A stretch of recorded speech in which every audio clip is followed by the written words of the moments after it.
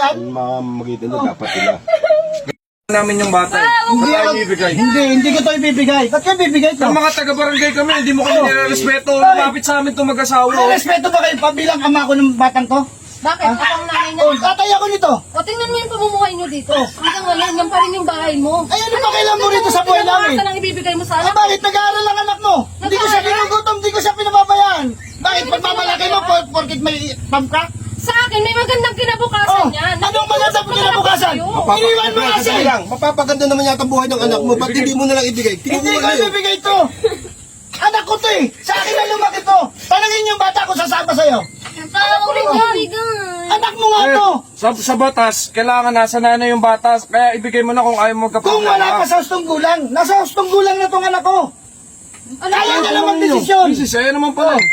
Tanungin mo nga anak mo kung sasama sa'yo. Sa akin kasi, mama. Hindi ako sasama Oh. sa'yo. Ako ang nanay mo eh. Ano bang pinakain mo? Kasi nga wala kang kwentang ina. Ano walang kwenta? Pinabayaan mo siya eh. Iniwan mo siya. Wala Iniwan sang ko siya kasi dahil nag-abroad ako. Nag-abroad dahil saan? Sa pera? Oh, Okay na pala ba pera mo? anong ginawa mo sa pera? Ano pagmamalaki mo? Kukunin mo nga. Ano pinagsugal? Ay, nag-asawa ako ng iba. Oh. Umalis ka na. Ano Ano ba? magandang kinabukasan yung anak natin? Ano maganda kinabukasan? Ipagmamalaki mo, may pera ka na ngayon. Bakit? Nagbibigay naman ata ng sustento sa iyo. Bibigay ako sa'yo dati kayo nag-asawa Oo. ko eh. Anong ginawa mo? Ikaw muna Tanungin mo anak mo kung saan napupunta yung pera pinadadala mo. Tanungin mo siya. Oh, lahat ng luho niya ibinibigay ko. Bawat padala mo. Nising ko, hindi ko ginagalaw ang pera mo. Pakinggan niyo ako.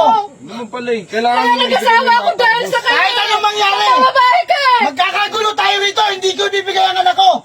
Anak ko to. Naging practical lang ako kaya nag-asawa ako Bakit? ng Practical din ako sa anak natin. Bakit? Oh. Hindi tama yung ginagawa ko. Paano hindi tama? Ang loob ng anak mo. Anak ko, hindi ko pinabayaan. Hindi ko inalipusta ang anak mo. Tingnan mo. Pinag-aral ko to. Kung yung pinapadala ko, nakapagpagawa ka man lang ng bahay, di ba hindi? Ano sabi mo? Pag ko ganyan, pagdating ko ganyan pa rin. Ano sabi mo? Ibigay ko sa anak mo. Sa anak mo. Eh, ba't di ba pagawa ko ng bahay para maging iyo? Ganito na lang, madam. Sir, umatid kasi kayo sa barangay, sir. Di kasi kayo Usapan nyo na maayos. Kaya, Hindi tama yun, ilang beses sir. pa balik-balik sa Bakit tanggapan kung natin ba ako sa barangay, may mangyayari ba? Hindi, sir. Para Para alam mo yung mapag-usapan. pag-uusapan yung dalawa. Na ano?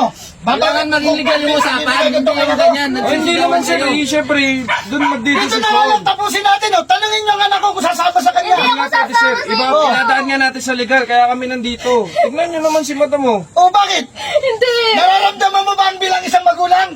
Naiintindihan ko kayo, sir, pero ilagay natin sa legal. Dahil sa ako.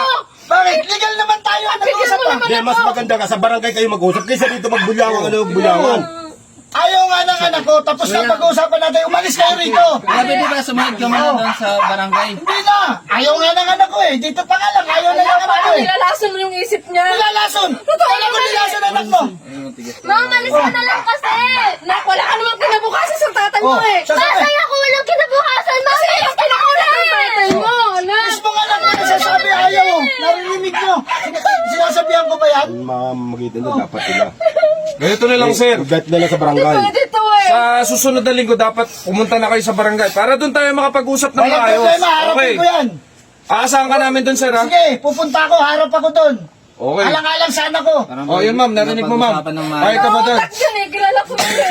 Hindi, sige, ma'am. Kami bahala dyan. Ang Basta pag buhay hindi kasi siya hindi umatin, pinadaan sa may pera. pag hindi siya Dapat umatin, mahal mo ang anak mo, hindi mo iniiwan. pag, sir, ganito nga, sir. Punta ko. Pag hindi ka dumalo doon, kukunin namin ang bata. Ako sasama sa inyo.